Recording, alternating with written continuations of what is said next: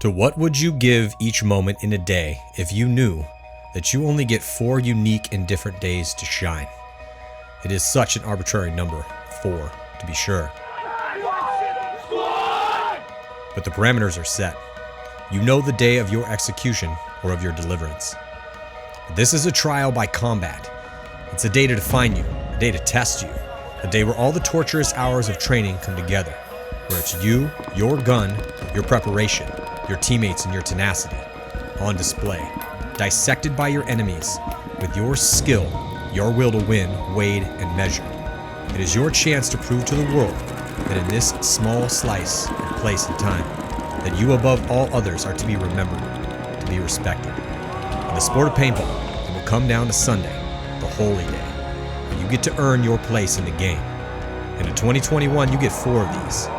So this is the story of many moments, but of 1 year of what happens on 4 Sundays. They have to, they know it, right? Smart fucking paintball. Malice is just saving the day again, and Malice gets the crossfield shot as well. Guys couldn't make the corner like I was as consistent. They get Konstantin Fedorov back. They have Todd Martinez as the coach. Randy Smith is intent on building a championship team. I got the chills, and I was like, we're going to win this tournament. Pressure's all on them because they're number 1 team. We're the 20th place team. Level undefeated, the number 1 seed in their division. They have everything to lose, and we have nothing to lose. No one can touch Dynasty here. That was a complete masterclass. You go to bed dreaming you get to play Impact on Sunday and send them home. Then you dream you get to play Houston Heat. Who's the other Titan? Dynasty. There's no better feeling than going up against the big Titans.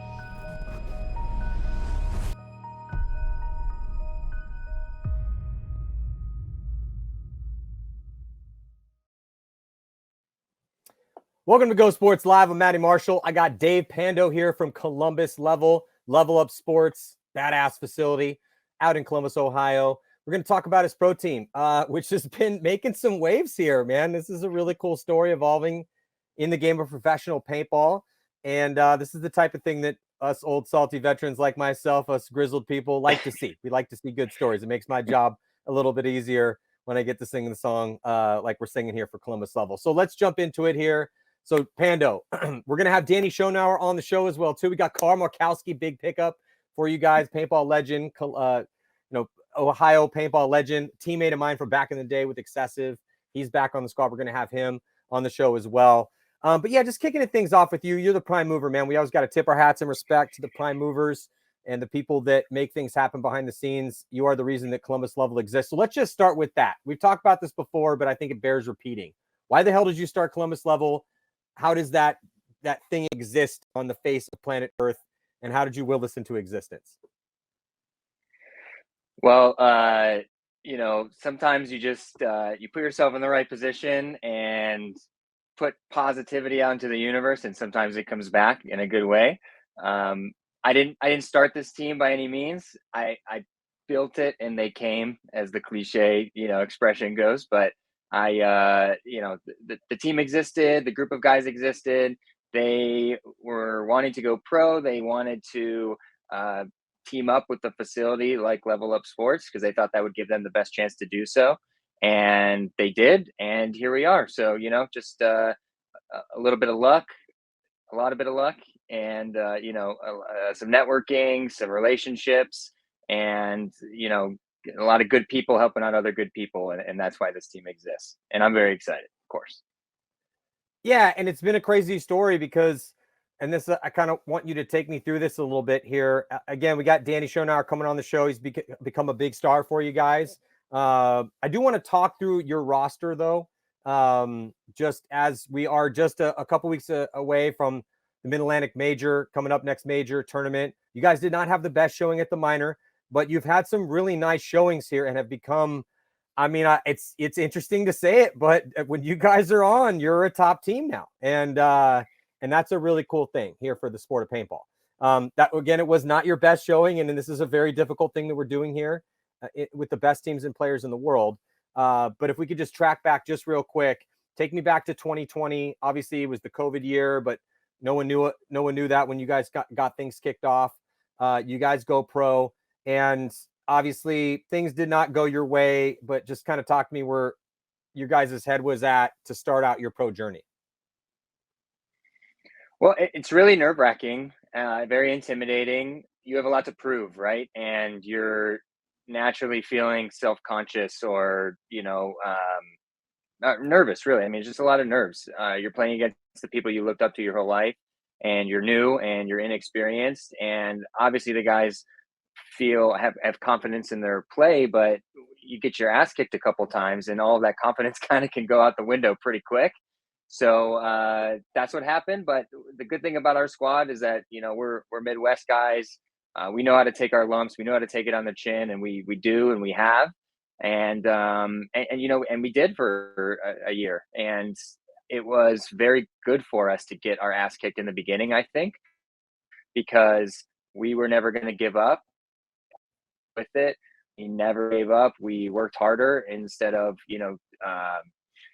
just getting down on ourselves. We used it as motivation, and because we never gave up, we were able to finally break through, and we did in an awesome way, fun way. Yeah, it was fascinating how it definitely worked out. If everyone's unfamiliar, we're going to track through this story here, but it does start out in the semi-pro division. And, if we go all the way back to 2019, a second place out of 27 at Philly. We're about to go to Philly here in a couple weeks, 17th through the 19th. Again, that's the next big tournament, so mark your calendars for that. But then after that, at the end of 2019, it didn't really go swimmingly for you guys. 14th and 14th to end up with Chicago and World Cup.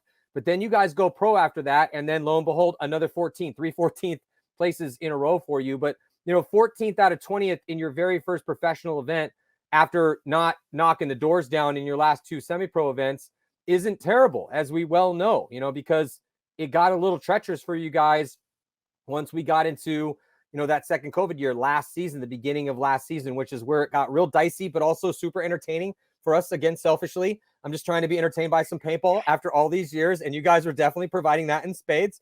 But so again, a 14th, and then just again, it wasn't really going well. 13th at World Cup and a 2020. We only had two events that year, but then it just did not start out well for you guys at the very start of 2021.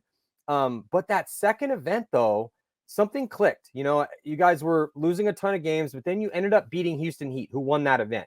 So that's kind of where things catapult up for you guys. So bring me back to that win against Houston Heat. What changed? I mean, again, Houston Heat went on to smash everyone and win that tournament, and you guys found a way to beat, at the time, the best team of that tournament. And it was amazing. It was amazing. And, to bring me back, I have to crack open a nice cold Saucy Brewworks L Lager, our newest sponsor. I have to say, this beer fucking rocks, okay? And I'm not just saying that because they gave it to us for free. I'm saying it's a nice Mexican lager, but it's got a little something. I don't know, it's special. Yeah, take a sip. What type of aroma are you feeling right now? What type of bouquet does it have? So it's almost like a Corona, but with the lime in it. That's why it's so nice. It's like, I don't know. I don't know if there's lime in it, but that's what it reminds me of. It's the Corona with the lime. But these guys it's in Cleveland. And what's really cool is that they have a brewery in Cleveland where they make the beer, but then they also have a brew pub in Columbus, which is where we're based out of. And they've been doing watch parties since we got the sponsorship. So the last event, they were streaming the webcast at this bar, and there's like public, the public's there, and they're like, what's going on over there? And we kind of let the bartenders know how to describe us. And then at the same time, we have people from the field, and just now that they're streaming it, people are going and to watch paintball. So it's just kind of cool to mix real life with paintball every now and then. We're so stoked that they're stoked about us. We're so stoked about them. They send us cases of beer for every practice, and it's been really cool. But the watch parties are really cool too. I hope that more teams can start, teaming up with their local breweries to get, paintball streaming in front of more people. I just think it's rad. So hit up as he takes another delicious, refreshing sip of this brand new beer sponsor. Definitely hit up Pando. He's going to give you guys the insight on how to properly approach people for sponsorship. You've always been super solid about that. You've actually had to get a lot of those emails over the years and different incarnations of the jobs that you've had. But no, yeah, it's great, man. And those watching parties are super sweet. It was I'm going to space on this. I didn't just came off out of the blue, and I didn't have a chance to look it up, and I can't remember off the top of my head, but I got a Instagram message from a guy that was a paintball fan in his 3rd grade class. I think it was out of Sacramento because of Shane Howe, potentially a DMG, some fans or something. And it was like a 3rd grade class. And I don't like to do shout outs because once you open up that Pandora's box, then you're just that's what you're doing. We're just doing shout outs instead of talking about Columbus Level playing Houston Heat. And, you got to do your due diligence. I need to do my due diligence to give credit to the people that are actually in the arena doing battle and not just constantly read shout outs. But I made an exception for this. And he sent me a video of the 3rd grade class watching the event and just how incredibly excited they were to hear their names. It was really, I think it was like Mr. Cooper's class. Again, I'm probably butchering that, but it was really, really cool. So yeah, I mean, it's just, it's part of the fun of it, man, is just like any other sport to get a group of people together. I mean, that's the fun of playing it. I mean, what's the vibe like on the team right now? It's got to be pretty fun, I'm guessing, to be on Columbus Level because you guys have, again, obviously last event aside, which we'll get to in a second. And again, we are going to bring Danny in here in just a little bit to talk about some of this stuff with us. And then hopefully we're going to get Carl Markowski on in a little bit as well, too, after we talk to Danny. But the vibe's got to be pretty good on the team right now, I'm guessing, right? I mean, I hope so. Shit. Yeah. Well, and kind of circling back to the Houston Heat thing as well, we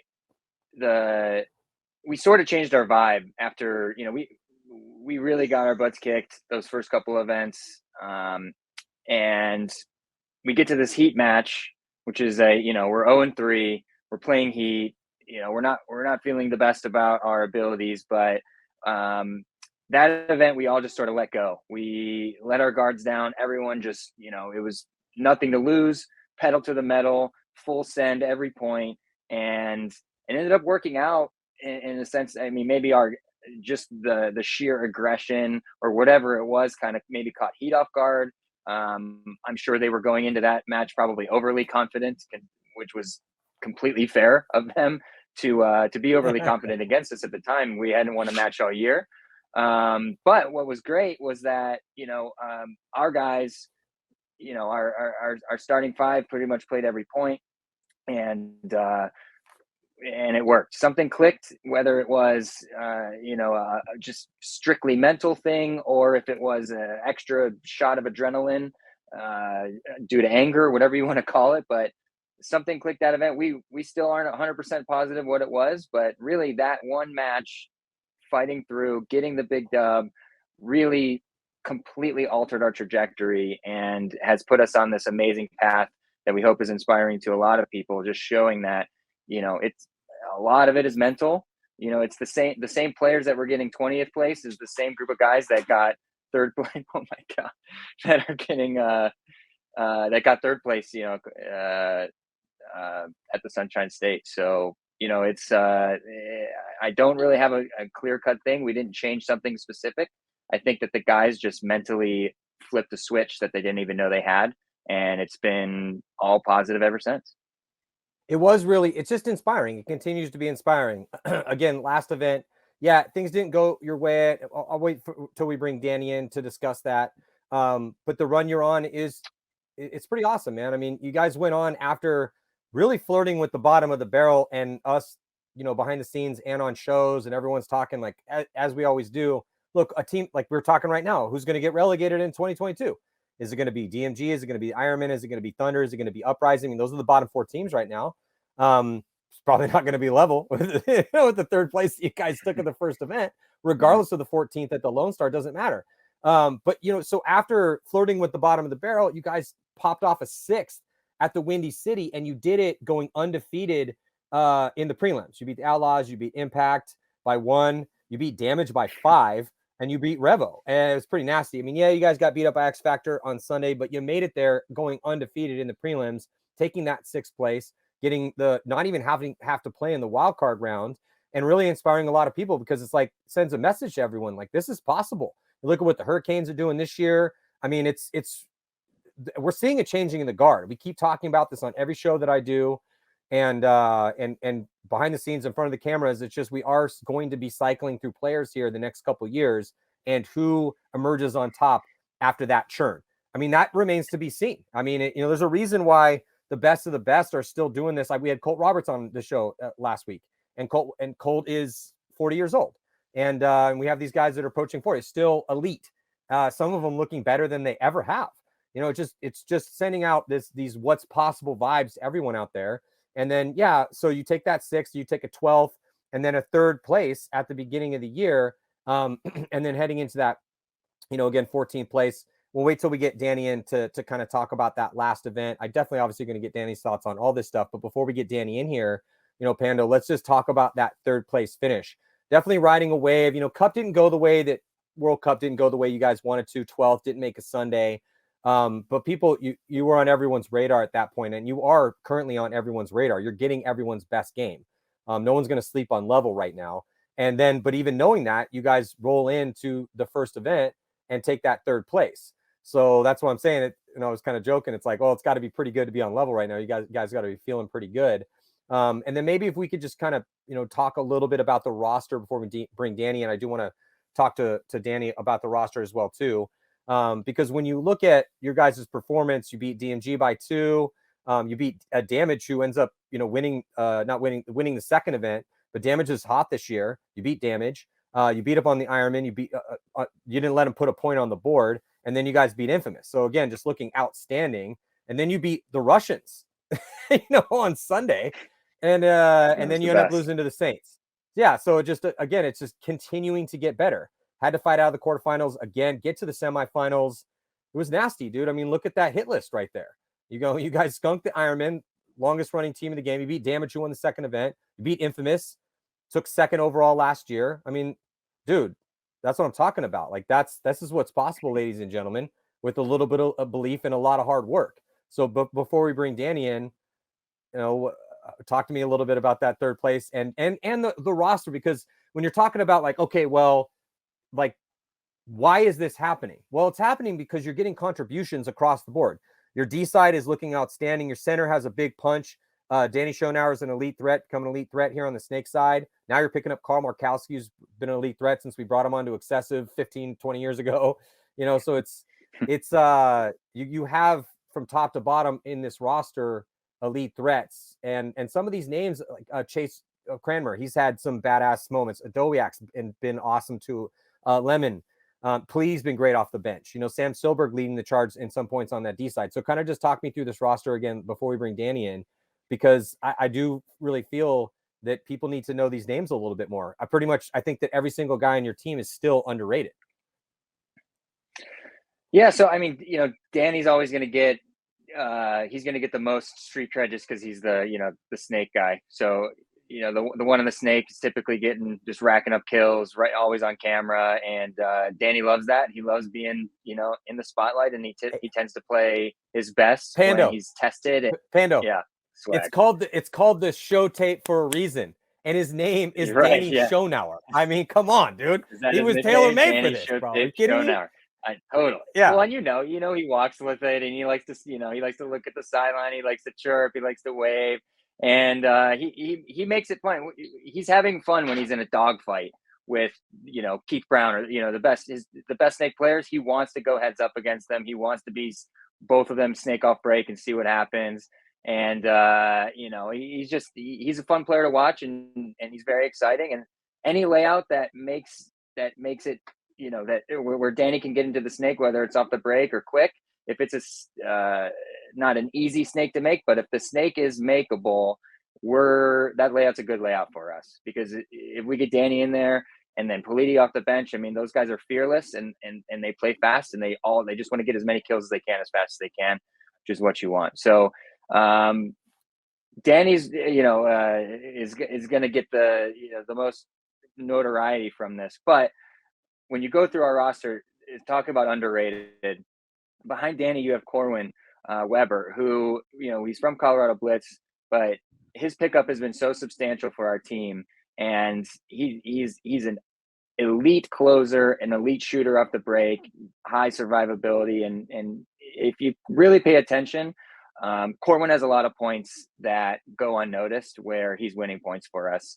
And, you guys will talk about it later, but we were missing him at last event. He just had a baby.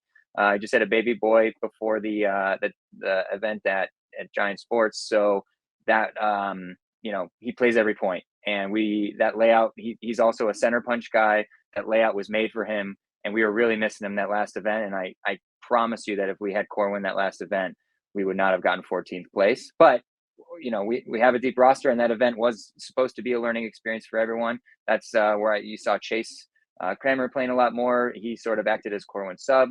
So it was a great event. You go 1 and 3, you can get 14th, you can get 10th. It just depends on what everybody else does. But we were really missing Corwin that last event, and Corwin is an elite 2 player already, in my opinion.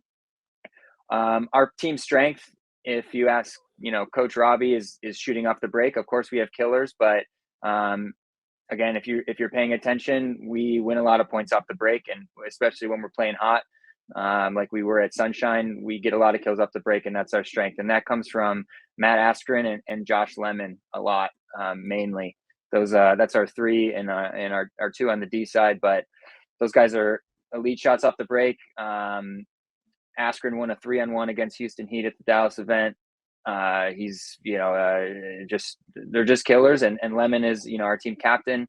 He's a very heady player, and he never forgets. He's got like a photographic memory, like he remembers every single point, and he overanalyzes everything because he's like predicting 4 moves ahead. He's like probably really good at chess, but Lemon and Askren are really in the trenches, making sure we succeed. And then on the D side, you got Sam Silberg, who's just an absolute monster.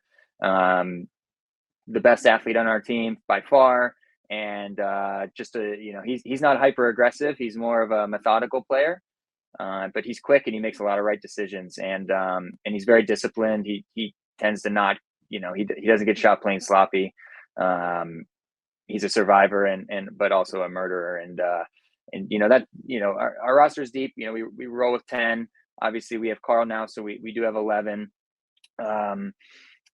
Our subs, Ryan Hollowell, he comes in and he's made a statement. I know he's done it in front of you as well. Dowiak gets in there. I mean, our roster's deep, and our starting 5 is excellent, and our starting 5 is a big reason why we've had the success. We've really stuck behind them. But our deepness is what's allowing us to progress. I think that's a big reason why we were able to push past that Sunday, just getting, first time we made Sunday, we got smoked. Second time we made Sunday, we got 3rd place. So I attribute a lot of that to the depth of our roster and just allowing guys to either have fresh legs or just allow us to play deep. When one guy needs a break, we are not hurting. We're subbing out with guys that can handle it, like Politi, Dowiak, Hollowell, Chase, those guys. So, I agree with you. I think the roster is underrated for now, and I think we're totally fine with that, and we prefer that. We love being underrated. We love being underdogs because we love punching people in the face and catching people off guard. That's our MO. And, you also have to give them, a lot, if not the most, props to Robbie, because Robbie's helped groom this crew into who they are right now. It's all the same guys from when Robbie's first day of coaching, when we were getting, when we first got to pro. It's the same group, plus Corwin and now plus Carl since we started. And Robbie has absolutely helped get us better, keep us disciplined, but Robbie is also improving as a coach, which is another big reason of our success. Robbie was a new pro coach. He was a pro player, but on this level in the current, 2022 game, he is also getting better as a coach every event. And I'm getting better as an owner every event, just like my field. Every week we try to get better in some way. Every event we try to get better in some way, whether it's improving how we handle the pits or the paint or the night before or the meetings. Every event we all try to get better, and we do. And that's what it takes. And we are up for the challenge. Yeah, so we're going to hopefully be bringing Danny in here shortly, and then hopefully Carl Markowski in a little bit. But yeah, it's a deep roster. Again, for people that just kind of got here, have just been watching pro paintball, a lot of these names will be unfamiliar. But these people are proficient out there. If you had to go right this second, if I had put a gun to your head, all right, Pando, starting 5, who is it right this second? It's Silberg 1 on the D side, followed by Askren as the 2, Lemon the 3, Corwin on the snake side too, and Danny the one. I mean, that is our team right now. And then we have excellent subs behind them, but that's who's going to play every point until they get tired. Well, we have Carl Markowski now, so yeah, I was gonna say, well, you have Carl Markowski. Yeah, it's just that was kind of the question, right? It's like, how many spins is Carl gonna get, and then obviously, he's got to work in, man. I mean, it's Carl Markowski, but you guys have done well without him. He's only going to add to the firepower, to that elite attacking ability. I mean, I'm guessing Carl still has wheels. Did you guys immediately start to? So I told Carl, I was like, all right, bro, right out the gate, as soon as you walk out of your car and before even suiting up, just call it the fastest guy on the team. Go to Sam Silberg, go to Danny, and just be like, all right, dude, we're racing right now. Let's do it. Racing for guns. Let's do it. And see. And he's like, Matty, come on, bro. I'm not trying to roll up to day one like an asshole. And I was like, come on, bro. You gotta let him know you're Carl Markowski. Yeah. Have you guys raced? Have you guys raced? I could see where like, yeah, like in a jail setting or something, but the problem is that none of our guys, even they'll be like, I'm not fast. Nobody cares. Like, if anything, we're trying to get Danny to be able to be fast for 10 points in a row. It's our guys are very humble and the opposite of, super macho. Like, I'm the strongest, I'm the fastest, I get the most kills. That's 100% the vibe that you'll get from our team. And even when we would practice like damage, when we were on the up and up, and Joey Blute was nice enough to sort of take us under his wing when we first got into the pro division. We used to go out there and practice all the time, and he'd call me after practice and be like, your guys are too chill. Why aren't they screaming at each other? They would get their ass kicked, and then I wouldn't hear anything. And he thought it was like he was concerned about it. He was telling me, like, you guys somebody needs to fire your guys up. And I had to explain to him that it's just a bunch of super chill, heady, super, a lot of our guys work in tech. Like, everyone's super smart, and we don't have that hothead, like hothead's not the right word, but we don't have the Tyler Harmons. We don't have the Yayas. We don't have those kind of personalities on our team. Carl is probably the most eccentric guy on the team, so if he, it's a good addition for sure. But I mean, I wouldn't even say that Carl is that way. But we're just not that way. We're hyper chill. You and Robbie. I know. Look, I know Robbie's gonna slap you in the face. Maybe not slap you in the face, but Robbie's gonna gut punch you or whatever. Have you buy everyone dinner? You probably do that. I'm trying to come up with a way that Robbie's gonna chastise the owner, but Robbie can't have you like all up in the business screaming at dudes, getting them trying to get pumped up. But somebody's got to do that, because if I'm looking at what you guys are needed anyway, without any further ado, let's bring Danny Schonauer in here. Danny Schonauer. Danny, how you doing, bud? Maybe we can talk. I feel like Danny could be that guy. Like, are you the hype guy, Danny? Because I feel like the way you strut around pimping points after smashing people, maybe you're the hype guy. What do you think? I don't know. I think I got to give that to Tyler, if anybody. Dowiak's definitely the hype man.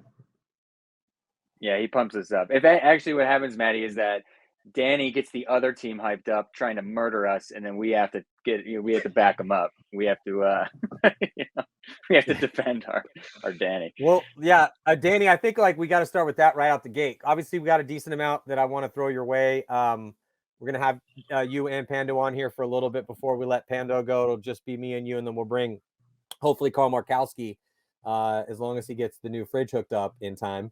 As apparently he had a fridge go down, and that's what he's working with right now. But so where does the cocky swagger come from, bro? Because I love it. It's so fun to watch. You have to have this as a snake one.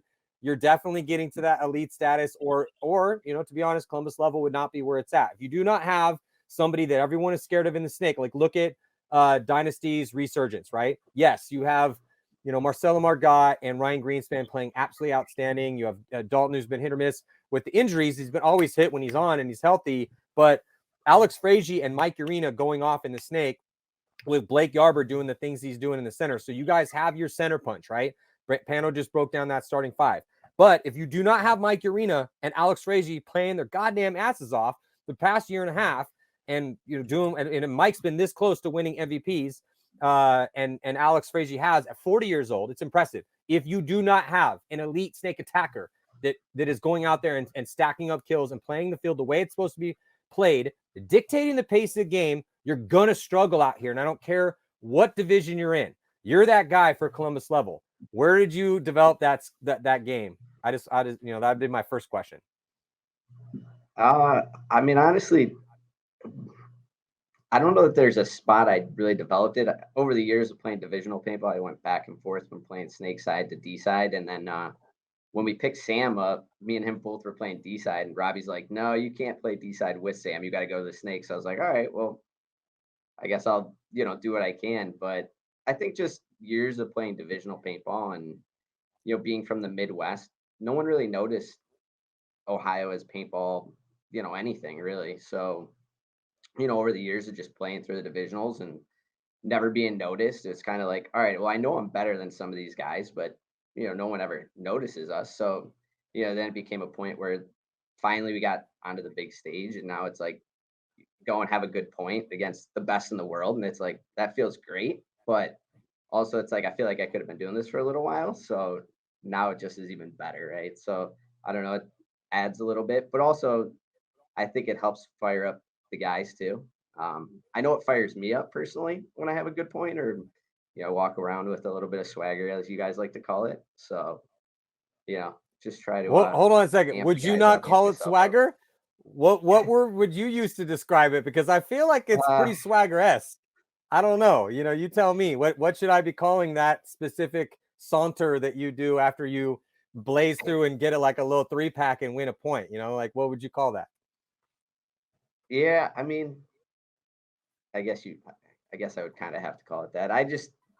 I never really saw it that way. I was like how I walk, but walk with confidence, right? But when you watch it, it does look like swagger. So you're not wrong. I would definitely say you're right. Hey, I'm just saying, don't change it, dog. It looks great. It's super fun. But I always tell people, like when people are asking me and they're like, Maddie, what do I need skill wise? Obviously, this conversation goes a lot of different ways depending on where somebody is in the trajectory of their paintball career, where they are. Where are you? Where skill wise, mentality wise, the mental aspect of it is incredibly important. And so I will many times, if people don't have that call it a cocky swagger, call it a chip on your shoulder, call it harnessing your ego, however you would like to term summoning the beast that lives within you. And if you don't have one living within you, then you need to find it, because once you go in those nets, if you don't have that confidence, man, I mean, you're just cannon fodder out there, and that's fine. If you want to go have fun, paintball is so fun to play. It doesn't matter win or lose. It's still a good time. There's tons of different divisions, and looking at your history, I mean, you definitely go way back, bro. You are not a kid. You're a grown ass man. You're 34 years old, and you've definitely, been doing this for a long time. I mean, going back with your Cleveland Imperial days all the way back to 2011. So it's not like you just got here. But one of the things going back and doing my research that I noticed was that you have definitely been fighting for like upper echelon podium spots the entire time you've been here. I see a lot of firsts and seconds and thirds and fourths and sixths. And I mean, you've definitely been grinding it out, doing the hard work required, but also learning how to win. That's why those divisions exist. So kind of a couple questions and a lot to unpack here, but let's start with that confidence. Again, we joke about it because it's fun to see, but how do you look at, but you seem to be like, I don't presume to know you incredibly well. I hear really good things I know Dave pretty well. I know Robbie pretty well. I've known these dudes for a long time. They say really good things about you. Your whole team seems to be a bunch of really good dudes. I think that's kind of part of the components of how well you guys have been doing because of the vibe and the teamwork.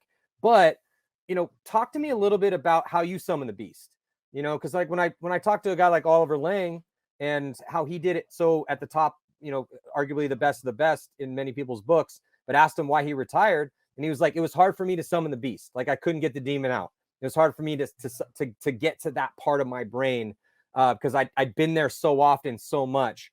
And it seems very easy to summon that demon for you, to let it do the killing for you. So how do you get to that place? Talk to me about that mentality and what is needed to excel and be elite.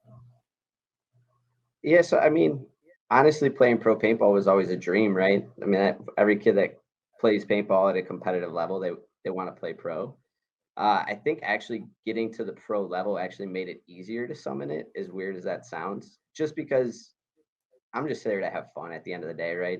living a dream that most people don't get to do. So when I get ready to go play, I literally am just like, well, I'm going to go have fun, and winning is fun, right? When we were losing all those events and all those matches, that was not fun.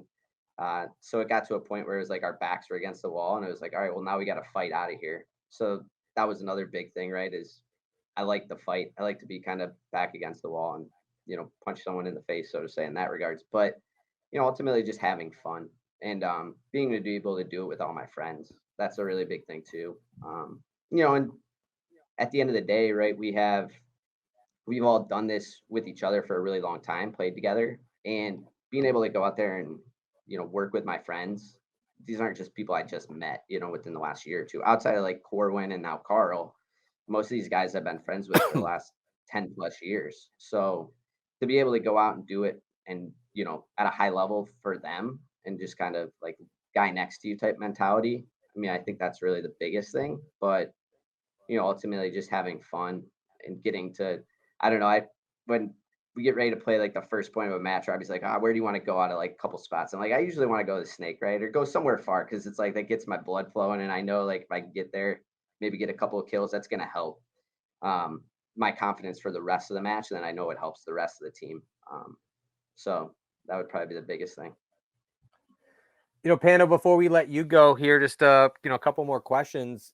One is, when you first kind of got a hold of this squad, did you think that, all right, man, we got a lot of work to do? I don't know, because when I have a no bullshit assessment conversation with owners, which I have constantly and often, if I'm talking to Mike Kinman when he's putting Aftermath back together and kind of taking the reins back over, and he's coming in, whether it's on camera or off camera, we're having a relatively similar conversation. Details might change a bit, but or the verbiage might change a little bit. But, essentially he's saying things like, look, Matty, my number one goal is to not take last. We've been having a problem being down near the bottom of the barrel, and that cannot happen under my watch. I will go through whatever bodies I need to go through in order to make that our reality. And yeah, I'm going to, I'm going to be harsh on these guys, but I'm going to be as truthful as I possibly can, because, iron does sharpen iron. And again, pick your strength metaphor that you would like to deal with, but that's, again, a blessing of the game. When you looked at this roster, did you think that, because when I looked at this roster, where you guys kind of started and where you are now, I mean, there's a lot of names here, dude. You didn't go through like an insane amount of churn to start taking like a third, a sixth, make some Sundays here. I mean, to be honest, you got to be a little proud of these guys, because it typically doesn't go this way.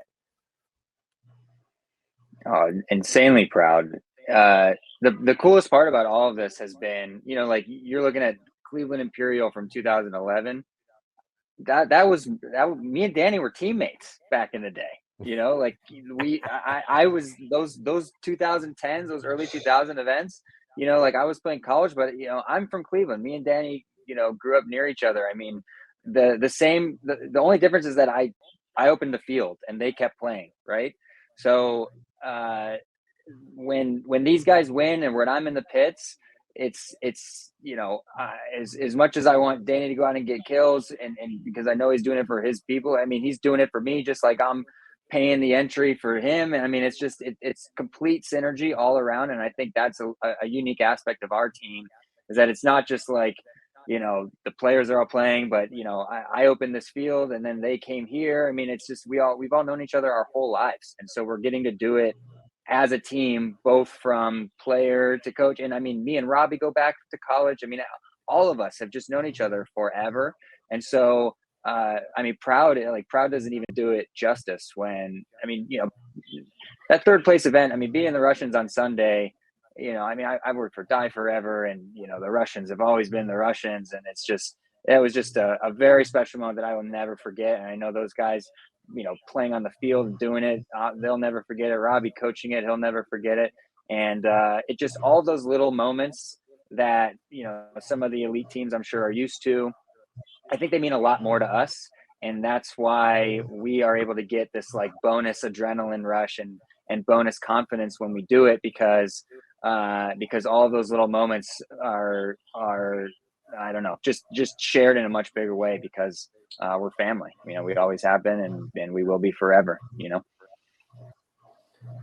So has Danny kind of always been the murderer in the snake, the first attacker on the snake side, or did he evolve into that? Or is this, let me know where that came from, because yeah, I mean, as it stands now, he's definitely earned that spot. Now we're gonna have Carl coming in. Now Carl's super versatile.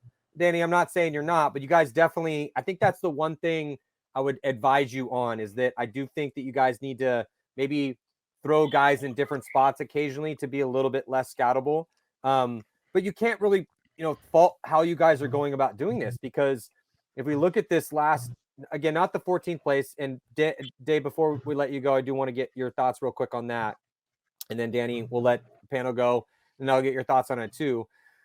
But you guys, again, you beat DMG by 2. You beat the team that won the last event, Damage, who's pretty hot this year, by 1. You absolutely smashed the Ironman, shut him out, didn't let him score a point. You beat Infamous, who took 2nd place overall last year and has a pretty damn good roster this season and should be in the hunt to win events. And then you guys knocked the Legends of Russian with their hardcore full starting lineup. No one's missing.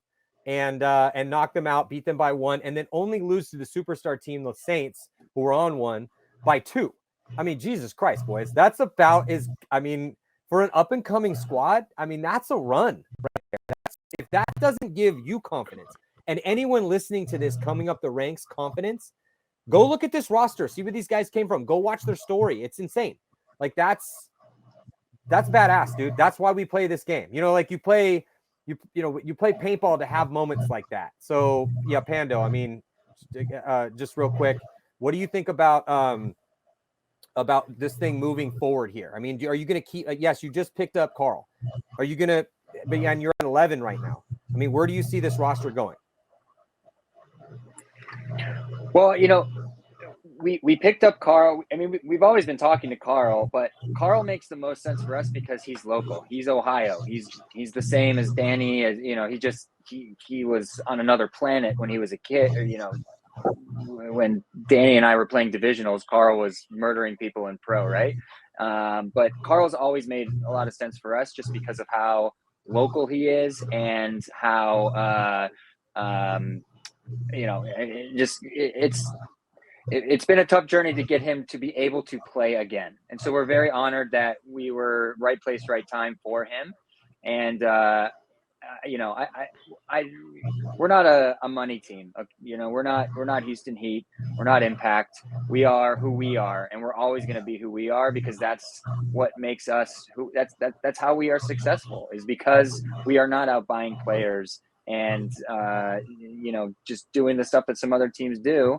We are completely dedicated to making our roster, our group of family that we've created, as good as they can be, and we've proven that this exact group can go very deep. And so, as far as the future of the roster goes, I mean, it's just going to be these people getting even better than they already are, and we're going to do it the same way we have been, by just working our asses off. And so that's don't expect change, expect improvement. That's it. Yeah, I think you can do it with this roster. I just wanted to ask. I wouldn't have been doing my job if I didn't.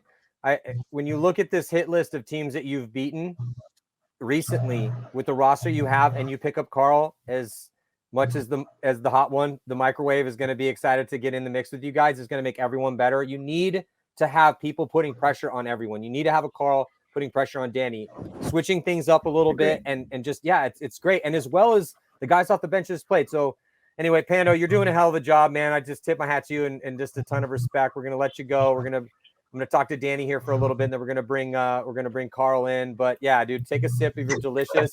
What's the beer again? Let everyone know. What is this delicious, refreshing beverage again? Saucy Brewworks, Cleveland, Ohio. Check them out. Drink it up. Saucy. Thanks, Maddie. Appreciate it. I'm going to text you my address, and you can just have them. All right. All right, brother. Take care. So Danny, I mean, dude, again, mad respect, bro. What an amazing rise that you've had. It's been crazy, because Thank you. As we talked to Pando, things were not looking good for you guys to start out, because, coming up from semi-pro, you guys were, it was like 2nd, 14th to end your semi-pro journey. And then you go into the NXL Pro League. and then things immediately are going to be difficult, and then COVID sets in. So you have all of these things weighing upon you guys and your potential future success. And then you start off the last year absolutely terrible, and then beat Houston Heat at the second event, and that was a big, huge turning point. So this is my first time to actually ask you this question live before on air. So bring me into your mindset and what was going on while you guys were scraping the bottom of the barrel, just fighting for your lives, like you said, in the pro division. What was going on in your head at that point in time? I mean, you're the number one snake guy. You're the first snake dude. You're everyone's looking at you to go kill people, right? Yeah. No, I mean, there was so much, right? I mean, really, we like you said, we had that first year, that COVID year, and you really don't get a chance to, when you only get to play 2 events, to kind of figure it out, right? I mean, we're all new to the division. It's guys that we've been watching play paintball at the highest level for 10 plus years on average, probably. Yeah. And then getting to play a couple of teams, we got we think we played two tournaments with 8 matches, and we only won 2, and it was both against Aftermath's old squad. So, then coming into the next year, it's like, well, we need to obviously prove we belong here. In that first event, we did terrible. And I think part of it was we kept the matches close. I like to go back and, I don't know, I'm like any other paintball player. I feel like that just loves paintball. So I watched, rewatch everything on Go Sports. So having this, is awesome to be able to go back, watch old matches and stuff like that. But a lot of our matches, the first event, we were close with like 5 minutes left, and then we started losing. And instead of just trying to keep it close, we just tried to push into the best players in the world, right? And just then the games turned into bloodbaths. And when we got ready to play Heat in Philly, I know personally for myself, I just decided I was going to try not to make any mistakes, right? I knew I needed to get kills, but at the same time, I felt like personally I was getting to good spots and then over engaging and dying. And I think everybody on the team at that point was kind of feeling the same way from those first seven matches. So when we started playing Heat in Philly, like I got to the 50 a bunch of games and I didn't do anything. I always joke with Corwin. I was like, dude, you killed everybody. I didn't kill anybody in that match. I was like, all I did was get to like the 50 and just hide. Yeah, like I just hid. But what happened was he ended up being able to get a bunch of kills from me being there, which is huge. I mean, it's a team game. So I got a lot of, shine because I'm over there in the 50. But really, truly, I didn't shoot anybody that like entire match, I don't think. Maybe one guy. And it's just we took the mistakes away. That was like one thing Robbie always was like trying to get in our minds. Like, if every guy has one mistake for one point, not each guy having a mistake in each point, but just one guy on that line has a mistake, that's one kill that literally changes the whole outcome of your match, right? You lose 2 or 3 points that way. Yeah. So I think that's the only thing I could really say that changed for us, was that we just tried to play mistakeless paintball, so to say. And I mean, we pretty much did until they almost came back on us. But I mean, we managed to hold strong and win that one. And then I think we just carried it from then to like Chicago, right? But instead of playing the very last match with mistake-free paintball, it started at the first match. Helped that we got to play like Trade My Gun and kind of get our, get that big win against them in Chicago, and then gave us a little bit more confidence, right? It wasn't like it was a fluke against Heat, so to say. So, then we just kind of progressed from there, and here we are now. Just keep learning. So, yeah, well, I feel like that's a really huge point, though, because but I think the outlier, it's not just one outlier. The outlier is the whole team's performance in these situations, is that everyone, and maybe this is just, again, and this is, the Hurricanes have done really well. There's a bunch of grown-ass men on that team. These are not a bunch of up-and-coming kids. I talked to Colt about this. We are seeing this churn. And so when you have a bunch of grown-ass men that have been on a team together for a while, they tend to they pick up the lessons rather quickly. And so what's the outlier is that everyone across the board made a lot less mistakes. So the decreasing frequency of early deaths and mistakes and over battling across your starting 7, I would say, really it was a climactic difference in how well you guys did. And then it really surprised people. They're like, Jesus Christ, man, we're not getting these easy free kills on level that we were before. And when they go down, they're not, just running into our guns. I mean, so it was this very fascinating, but, very logical improvement in skill that happened so fast that got you guys to where you are. And before, kind of last couple questions before we bring Carl in, because he doesn't really have, obviously, I mean, he's been watching you guys, and I've talked to Carl. He's really stoked to be with you guys. I think it's a huge weapon that adds to your arsenal here. It's going to make you guys less scoutable. It's just going to improve a lot of things. But you guys are already at a level where it's scaring a lot of people, because we just talked about the hit list that you guys have put together. You beat Houston Heat. You guys have beat the Russians. You've beat Damage. You've beaten teams. These are the best teams in the world. Some of the best teams in the world. So yeah, there's still a couple teams on your hit list that you need to beat. But if you can beat those teams, you can beat any team that's out there. And let that be known. You guys should know that. Everyone should know that. So it's pretty impressive. The last question before we bring Carl in, though, that I got to ask you is, what happened with this 14th place at the last event? It was just, again, it's hit or miss out here, man. I mean, look at Dynasty didn't make a Sunday. X Factors missed 2 Sundays in a row. It's not going to be a constant uphill pull where you just improve every single event until you get a win. That's a fantasy, man. That is a child's fairy tale. That's bullshit. That's not how it works. So, but I do got to ask you before we bring Carl in here, what happened with that 14th place? I mean, it was really, you guys were struggling out there. Was it the layout? Was it the blind layout? Was it just a bad event? Obviously you didn't have your full complement of players. You're missing one of your starting 5, but in your words, what happened? Yeah. I mean, so I'd love to blame it on a bunch of stuff, right? I mean, we just didn't execute at the end of the day, but the biggest thing I would say is, it's kind of funny as a team, like, I think Robbie talked about it in like a podcast with like maybe Marcelo and Tyler, but like when we get layouts, the first weekend of the layout, we are abysmal. Like we would go to Revo back in the day and we'd drive down there and we'd win like maybe 5 points for the whole weekend, right? It just was terrible. But by the second weekend, we had the time to like actually play the field. We really started to understand it, and we'd put in a ton of hours at that point, and then we'd put in even more, right? And then the second weekend, really, we would dial it in, which I think most pro teams could say the same thing, right? So it's not like, hey, well, we were at a competitive disadvantage to anybody else. That's not it at all, right? At the end of the day, like I said, we didn't execute, but really, I think the biggest thing the reason we didn't succeed was like the first match, I know we won, but we really didn't have like a middle presence right away, right? We were pushing the snake.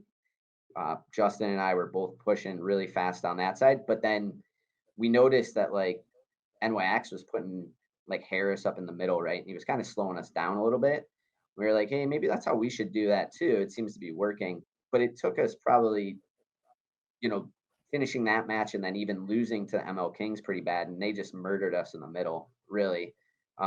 Slowed us down on both sides and then just destroyed us through the middle. So then we were down, 2 matches, and we're starting to try to learn the middle, whereas other teams are already 2 matches with a guy that's been playing that spot. So Chase played the middle at that event probably the most, and he did a great job. I mean, at the end of the day, he was kind of fighting from the back to an extent. Like I said, he's 2 matches less than anyone else really up there. So, by like really the last match against Heat, I mean, that match was tied with like 20 seconds left, and they ended up hanging the flag with, I think, like 7-8 seconds left to win that match. So, I mean, yeah, as much as 14th, it looks terrible. I mean, I feel like with the exception of losing to the Hurricanes and losing the ML Kings, I mean, by the time we got to the end of the match, I feel like if we would have tried to push the middle a little bit more early, we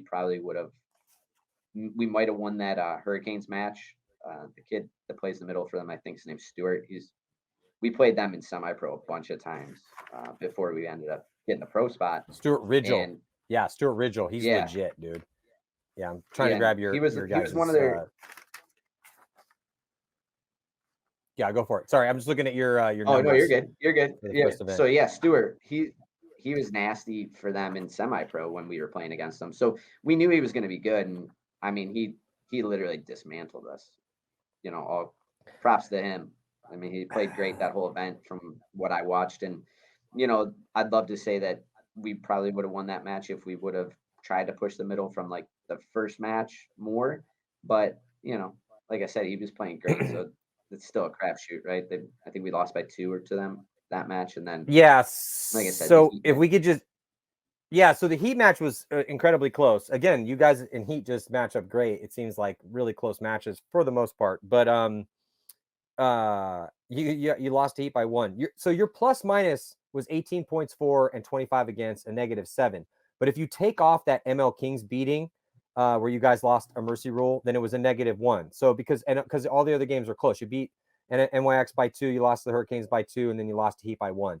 You know, again, 14th place, but this is just how hard it's getting in the pro division. I mean, one mercy rule loss was what catapulted you guys down the rankings. And but this is just one of those situations where it should just be a giant gasoline wrapped log for the fire for your greatness. You know, I mean, just based on the 3rd place that you guys had, and again, the hit list that you've had in this rise to where you guys are at. And I think this might be a good time to bring in Carl. If we got Carl waiting in the wings here, because, you know, Carl's been there and done that. I mean, and Carl's been on top teams. Yeah, there he is. Look at, speaking of the devil, he shall appear. Look at all those jerseys that Carl Markowski has hanging up in his paintball dungeon. Carl, bud, how you doing, bud? What's up? I'm doing good, man. How are you? I'm doing outstanding. I got a 2-year-old son. Well, he's like 20 months. He's wild and crazy, which, you know, you got some babies, so you know how that works. And then we're getting ready for some paintball coming up, so I'm pretty stoked, dude. Yeah, my life's great. So I was waiting for my name to be said like 3 times, and then I would appear. So here I am. I had my Carl Markowski jersey. I rubbed it and said Markowski, and then a couple words that I'm not allowed to say on air. And then we summoned you out of the ether. So I'm glad that you made your appearance. Thank you so much for blessing us with your presence. Absolutely. So, you know, we're just so I mean, I got to get your thoughts real quick here before we let Danny go. And then I got a couple more questions for Danny. I want to talk about the bracket you guys got coming up here for this next event, seeing as they're number 1 in the bracket. But before, just while we have you both on, I mean, Carl, you came up as a missile. And I had the blessings of having you sleep on my couch and feeding you California and carne asada burritos when you were just a little baby child, and watching you just obliterate everyone just with the most aggressive run-throughs I think I've still to this day have ever seen. It was awesome. And then now, you know, and Danny's been when we were on Excessive, and then I got, anyway, after that, longer stories, I'm old. But you've been watching Danny and these level dudes come up, so it's like, it's kind of cool, right? So I got to get while Danny's here, you know, what are your thoughts here? Why did you decide to come back and join Level to come out of retirement? But I mean, part of it's got to be because these dudes are not letting Ohio down, and they're a legit contender. Oh, for sure. Well, first off, hi, Danny. What's up, buddy? Good to see you. But yeah, so I've always been like ready to come back, right? I mean, my wife doesn't know that, but everybody else does. But like, I was always kind of on the verge of like just ready to go. But you know, as time goes on, and as Maddie, as you'll know, like the more responsibilities you have via children, the more time you have to allocate for that responsibility, not because you have to, but because you want to. Right. And so kind of that was starting to accumulate, and a lot more of my life outside of that was happening. So I wanted to spend more time with the family. But then seeing these guys, it was always like Pando had said a little bit early on. It was like we were always in talks, like even before where they are now. We were talking about it. It just wasn't. It was never just the right time. Like I've always wanted to go down and help out an Ohio pro team of, I wouldn't even say young up and comers, because these guys have been playing paintball for a long time. But it was just to help out a locally based team where all the guys are mostly out of Ohio and just killing it. And it just so happens when Pando finally asked, or not finally asked, or asked again rather, after the Sunshine Open, I had just started a new job and everything, and I had convinced my boss that it was a great idea to let me leave for all these paintball tournaments and everything like that. And the cards kind of aligned. I mean, I know it looks like, oh, they finally are doing well, so I guess I'll step in and like kind of ride the coattails of level at the time. But it really honestly was just like the right time, and everything kind of fell into place, and everything opened up, and it worked out. And I'm glad it did the way it did, because maybe I joined the team early on and they don't do as well, or I don't mesh as well with the guys, or something else doesn't happen and they don't get to where they are now. So I'm 100% on the team because they're doing well and I get paid lots of money. So yeah, no, totally. I know how this went down. You were like this. Oh yeah, third place. Oh, third place in this last event. Oh yeah, hey Pando, I'm down, dude. You guys finally don't suck. Yeah, no, for sure. Did you buy me the Ferrari and the $1 million? Babe, is the $1 million in my account? It is. All right, I'm in, boys. Yeah, let's do this, bro. Ohio, let's ride Ohio. Yeah, I know how it went. It was a stake in Level Up Sports, Ohio State tickets, and anything I want. So no, these guys are amazing. Ever since I the few times so far that I have been able to practice with everybody, I think Danny, agree if you would like. A lot of pressure on you right now, but I think we meshed really well. I think the camaraderie and the vibe on the team, and I think everything is. I think it's doing. I enjoy myself whenever I play with these guys, and it makes paintball fun. And I really can't wait to step on the tournament field with them and show them what we got. Yeah, Carl's a weirdo just like the rest of us, so he fit in perfect. I love it. Yeah, he's a grown ass man. It's like I feel like if you're not a grown ass man with your shit together, then you can't be on Columbus level. You guys aren't trying to get 20-year-old kid on the team who's like, hey, dude, I'm broke. I don't know if I can make practice. I'm gonna need like all my paint. Do you have any pods, by the way? Because like I forgot all my pods. And do you have any lenses? Because like I need a lens. We got a lens. Need a lens. Sorry, I did feel that way the very first couple. Carl, I was just having flashbacks to all the beginning, like the excessive practice for that. I was a complete baby man back then. It was now too, I guess. I remember because I've shot Planet for so long. Like when I first got all my dye stuff, like I didn't know how to change the lens. I didn't know how to change any settings and any of the markers or anything. I felt like such an innocent little rental kid, not knowing how to like turn the air on or anything like that. Dude, he really was too. He's not lying. Yeah. You got to make a deal with somebody. I used to have a deal with Rich because Rich didn't like to change his lenses, and I like to drink beer. So Rich would pay me a tall boy to change his lens, and to change, like, I figured out how to change the lens in like, I don't know, 20 seconds. So I spent 20 seconds of my life. I get a delicious tall boy beer, anyone that I want. That was easy. That was an easy one. So there's like deals you can work out, Carl. You got a job. Okay, all right. Fair enough. So Danny, just kind of last question before I let you go is about the bracket you got coming up. Lo and behold, you got Houston Heat in the bracket again. You guys have been matching up very interestingly with Houston Heat. You also have Revo, who's lost some players. AC Diesel, who's been honestly underperforming the last, I'd say 3-4 events that they've been in after having a pretty decently hot start, making some Sundays in their first part of their pro career. And then DMG, who picked up Zach Hill.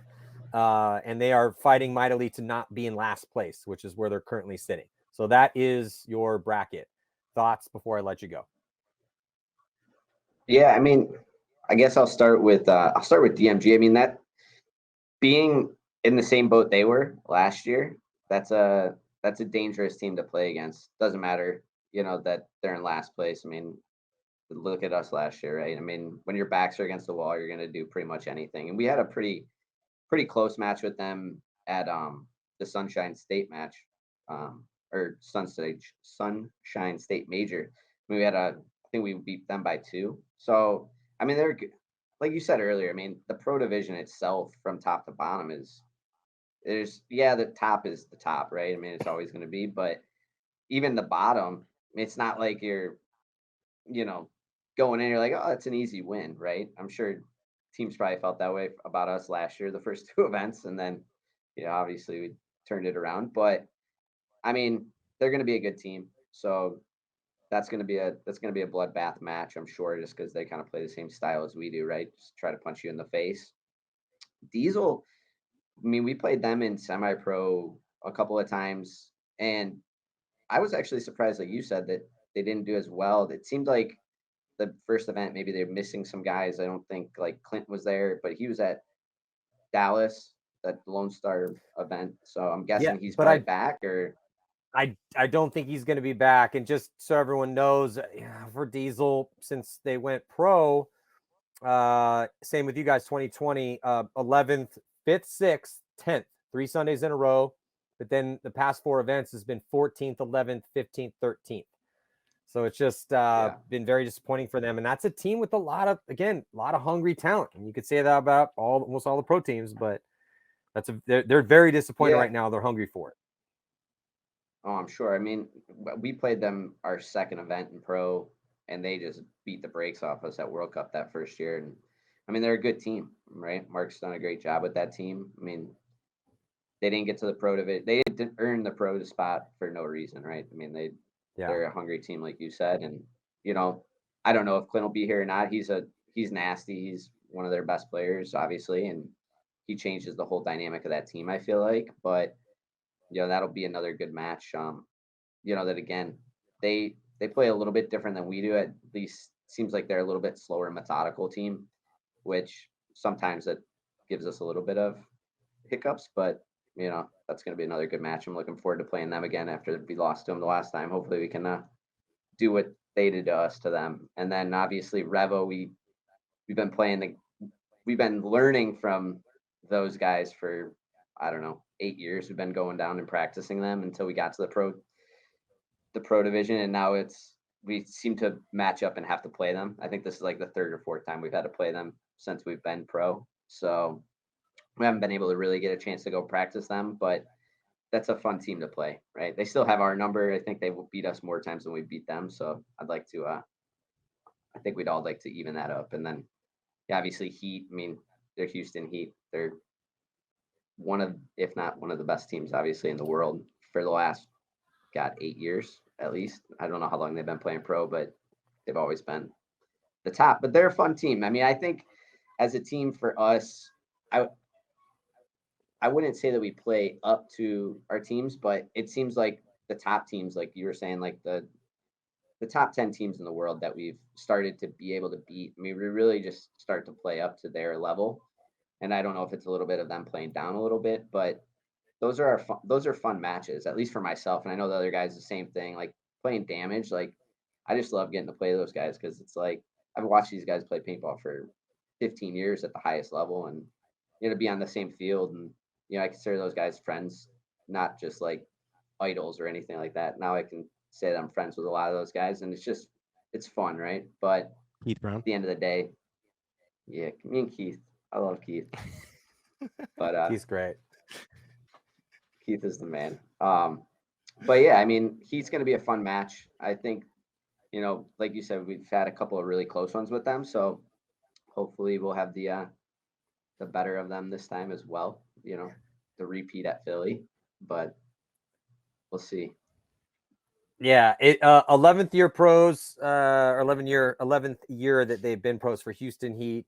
Revo has been kind of just getting their roster dismantled, though, so that's going to be interesting. Yeah, I mean, it's all these brackets are fascinating, but you guys are sitting at the top of it. Danny, thank you so much for joining us, man. It's been a pleasure to watch your rise.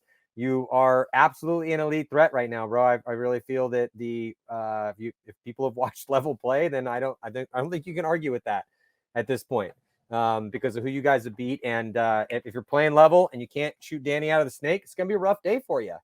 So I wish you the best of luck here in a couple weeks as we gather the paintball tribes and see how it all shakes out, Bo. Anyone you want to thank before we let you go? Yeah, well, first off, thank you. I appreciate that. That means a lot. And yeah, I mean, dude, honestly, the list goes on. Like you said, I've been playing paintball for a really long time, so I have a lot of supporters and a lot of friends that have helped me get to where I am. That I couldn't have done it without all of them throughout the years. But like the biggest ones right now are my wife Casey. We're due with our first baby here in August, so we're pretty excited about that. And then Ooh, my nice. mom's a big supporter. You see them both at most of the events. If you're walking around, and obviously Dave, Robbie, Level Up, Die, um, Falcon, all our sponsors. I mean, obviously we couldn't do it without them, but yeah, obviously I appreciate you having me on and look forward to seeing you here in a couple of days. My pleasure. Not the last time that we will speak in this format for sure. Danny, I'm a big fan, bro. So keep doing what you're doing. Best of luck to you in a couple See you, weeks. Carl. And yes, your See you, beard bud. is looking dynamic and amazing. Thank you. Carl, What's love you, buddy. up? How you doing? And what's up, dude? Love you too, man. I'm doing great. Did the fridge get hooked up? No, No.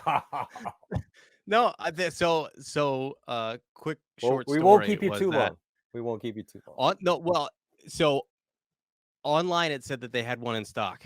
I go all the way there instead of doing the smart thing and saying, calling them and saying, "Hey, put your hands on this fridge that it says that you have in stock." I drive over there and I go, "Hey, I want this fridge," and they say, "Okay, well, when do you want it delivered?" I said, "Well, no, I'm going to take it now." And they say, "Well, you can't take it now. We don't have any." And I said, "What are you talking about?" And then I had to drive all the way back and take the truck back, and then so I still don't have a fridge. Oh, It's a great dude. story. Yeah, that's not a great story at all. Sucks. Yeah, not having a fridge is the worst. Let's move on and talk about some pleasant stuff though, other than not having a fridge, because that is misery. Is your freezer broken too? I hope you didn't lose everything in the freezer, because like the fridge is like, No. get a chance to clean out the fridge. Well, it's an all-in-one, it's an all-inclusive thing. So what I had to do was go, I bought a little chest freezer and was able to stuff that thing to like the brim. And so I was able to save all the frozen stuff, but I have all the other foods in like two big coolers right now, just slowly dying. But what are you gonna do? Well, I hope it works out for you tomorrow. I do appreciate you taking time out of your busy ridiculousness that you just had to deal with to check in with us. Anything for you, man. But yeah, thanks, dude. I appreciate that.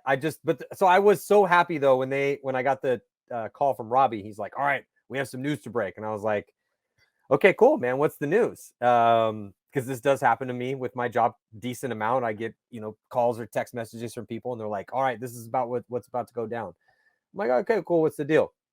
But this one, I got a soft spot in my heart for this specific piece of news because of our history together. And I've had the pleasure of playing behind you and watching your career pretty much since the inception almost. Not like, well, at least when you got to like the show.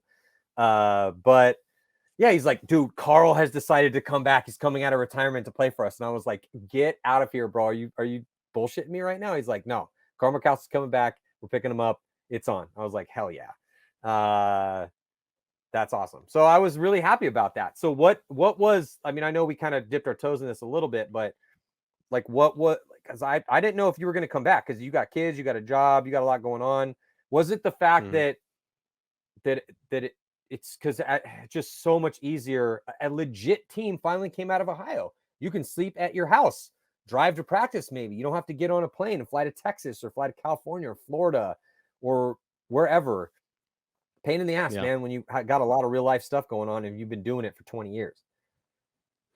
Yeah, there's a lot of teams that had asked me throughout my short second term retirement that I had. Yes. That had asked if I would come back or what would it take or this and that. And they were really high level teams. And the only thing that I had that was holding me back was having the legit time to do it, but then also I mean, I guess it kind of corresponds with that, is that having the time to like fly out to practice to go anywhere to any of the teams that asked me. It was always out of state or across the country or whatever it is.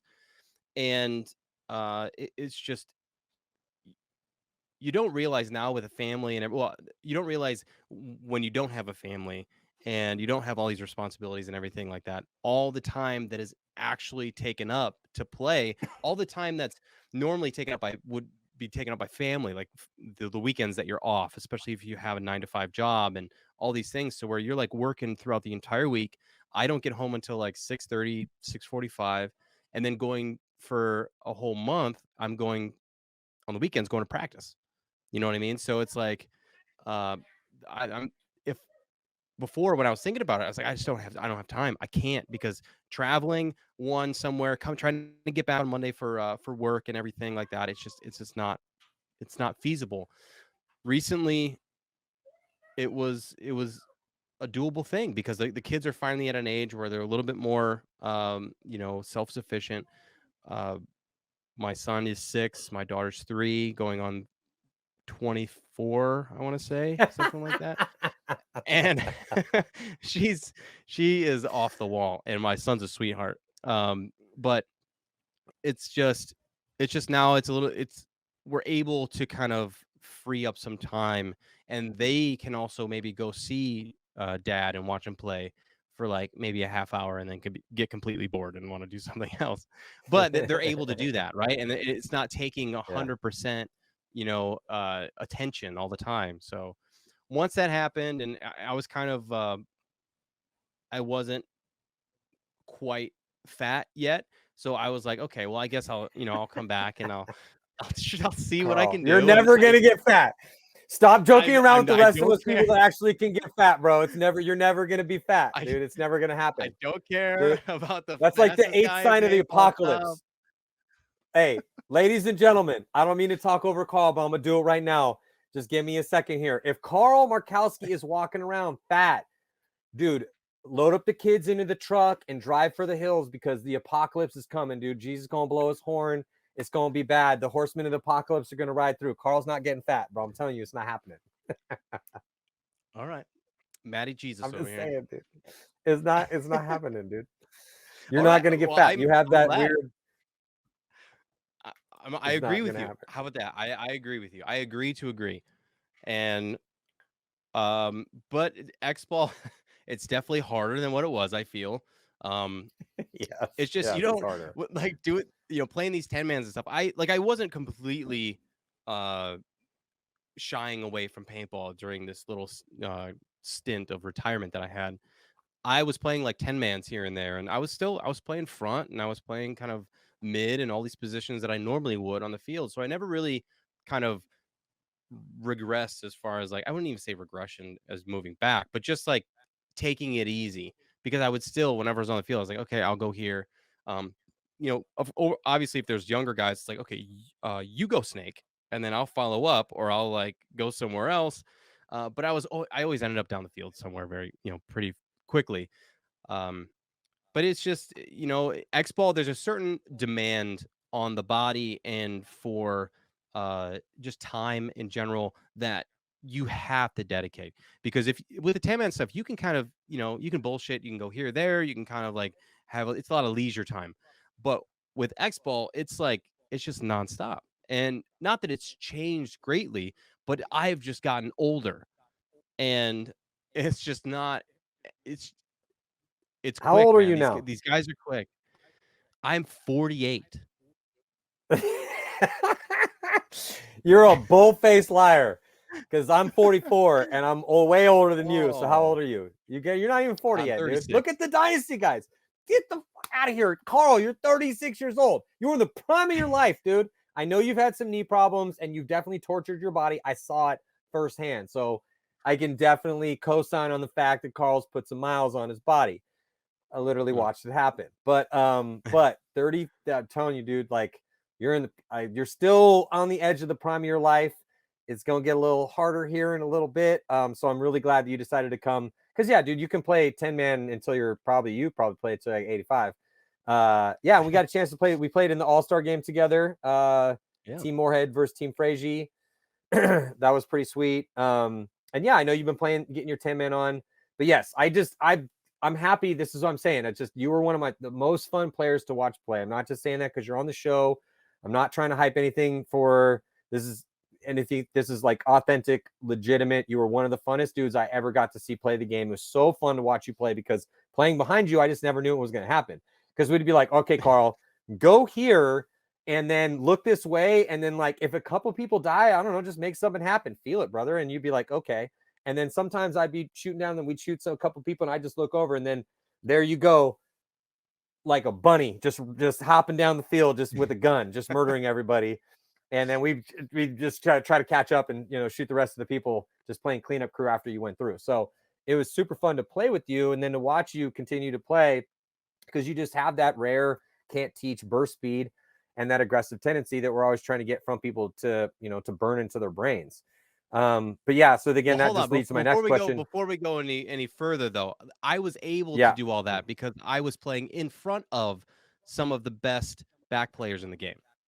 We were, good at gunfighting and stuff, dog, but you helped us out with that because you were getting into spots, because we'd be like, Carl, go to their 20. And you'd be like, yeah, I got it, bro. I'll be in their 20. I'm going to be in their back center, just on the other side of it. No problems. And, it makes my life a little bit easier when you're in their third. No, I'm just kidding. No, it was just fun, man. I'm not trying to oversell this, but I legitimately am very excited to see you back, because, I've played with, I played against elite of elite as far as speed is concerned, but for a while we raced you against every single team, the Angel Fergozas of the world, like all the fastest guys. I know you and Mouse raced, but Mouse is training his ass off to be as fast as he is, and like you're like getting out of your car, old man stretching, and then like running your races. So that was going to lead to my next question: is have you raced anyone on level yet?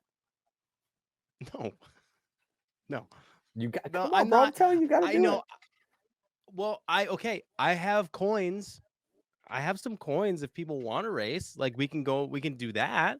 But like I'm not like looking for races. Will I turn a race down? Probably. But I just like I don't know.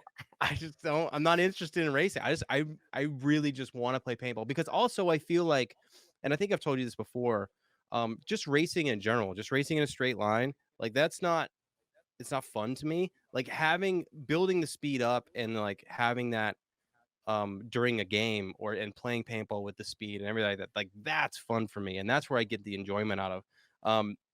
So like the straight arrow races and stuff like that, it's like if I have to, like I did when I was playing with you guys, I would, but I don't, it's not preferred. Well, yeah, you didn't have a choice because you were the rookie and you did whatever we told you, because that's just how it was. So we're like, Carl, you're gonna race their fastest guy. Hey, leader of this other team, can you please bring us your youngest, fastest guy? Because Carl's gonna smoke him in a race, and don't be a coward. You better step up and race our fastest dude. And that's just how it went down. These are true stories, by the way, ladies and gentlemen. But yeah, no, it was fun times. I feel like this, like a steeplechase. I feel like we should do a 10-man race where you have to duck and dive under stuff and jump over things, because I think you do really good at that. Anyway, I'm not expecting you to have your 22-year-old Carl speed, but seeing as how you are not an old man yet, and like you said, you have not gotten fat, then I do feel like you're still going to have enough wheels to get it done. And look at what's happening right now in the game, Carl, because if you look at, and I got to ask you this too, I don't want to keep you here all night. I know it's getting late for you, but I do want to kind of flesh out this a little bit. But did you coming back, did this kind of resurgence of some of these older guys have anything to do with it? Is it just you're watching the Dynasty guys and some of these other people that are getting up there in years, pushing 40 or 40, still out there crushing it, getting MVPs, where you kind of looking at it like, dude, I feel like I can still do this. And now that my life's in a place where my kids are, like you said, old enough where they're a little bit more self-sufficient. Again, God bless your wife and all the wives that allow us to do this stuff. But, is it kind of, you're looking at this, did you have it was the pull and the desire of the paintball beast in you still there enough where you're like, dude, I can't quite let this go. Levels here, it's almost like there's this big green light for me. It's a local squad. I can help them. They can help me. We can all make this work. This is almost like it's written in the stars for me to come back. Is that kind of how it felt for you? Yeah, well, first off, hats off to all those guys, the Dynasty guys and all the ones who have pretty much went through the generations of that we've played against and that that I've watched and I've grown up watching. And hats off to everybody who's still just killing it out there, who has started since the beginning of time. But they were definitely an inspiration. I mean, of saying like, man, I really truly think I can still do this. And I think what kind of helped too, honestly, was when I was playing 10-man is with Brimstone Smoke. I played with Brimstone Smoke for 10-man, and we were playing in the ICPL, the Chicago event, and we were playing on the zipper field, and I had a couple really good games on the zipper field, and I had the owner of the team, Anthony. He came over to me and he goes, "Hey man, I've seen a lot of people play this field, and I've seen a lot of people play paintball, but I have never seen anybody play this field the way that you did and play it the way you just did, like how you just played that point where you shot like 7 guys, like legit shot like 7 guys."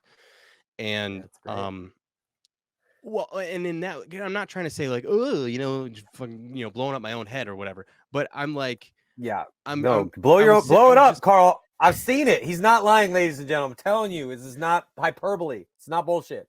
The man is special. Well, Go, Carl. Talk as a special human being. Thank you, Maddie. Pump yourself up. You're reading the teleprompter that I'm like typing is, but I was just, I like sat back, and it just really, it really kind of just festered. He really planted a seed in me, and a lot of those guys, honestly, all those guys, they really, it was fun playing with them and everything, and Danny Manning and the calls and just everybody on that team. But he really, with what he said, and Paul saying the same thing, they really planted that seed, and I was like, man, I think I can still do this, like at not just at like a 10-man level, but I think I can go back out there and do it again at the highest level. And why not? I'm ranked like D2. What else do I have to lose? You know what I mean? So why not? And I've like I said before, I've had teams ask me, but when I was still kind of up in the air about it, just not sure because of the travel and everything. But then when Pando and Rob approached me after the Sunshine major, it was like, okay, I need to figure out how to make this work, because I don't know if this opportunity is going to be here all the time, and I don't know if I'm physically still going to be able to do this even in a year. Like, who knows? Like, who anything could happen, right? We're in this whole like bowl of chaos, and you never know who's going to get picked out. You never know if the glass is going to break. You never know what's going to happen. So I'm like, take advantage of the opportunities. It's just like playing on the paintball field, right? You have these tiny little windows, especially on the pro field, and I'm sure it's gotten even tighter and smaller. You have these tiny little windows that open and close multiple times during a match, and it's your job to figure those out or manually open those and make something happen. So I was like, okay, well, I got to make something happen, and if I truly feel this way about a game that I'm very passionate about, then I need to actually make my thoughts and words into actions. And here we are. And it still hasn't set in yet. It's still very, very euphoric. I feel like I'm still in like the beginning stages of like this kid getting on a pro team, getting gear, and like not really know how to do stuff. But then I don't think it's gonna set in really until I step on the pro field before our first match again, and it's like, okay, it's go time, and just clock in. Yeah, it's gonna be like riding a bike. No, it's gonna be great. Where do you see yourself fitting in with Level? I mean, I feel like that's a big question, because that's a team where they are not really super versatile as far as where they put their bodies.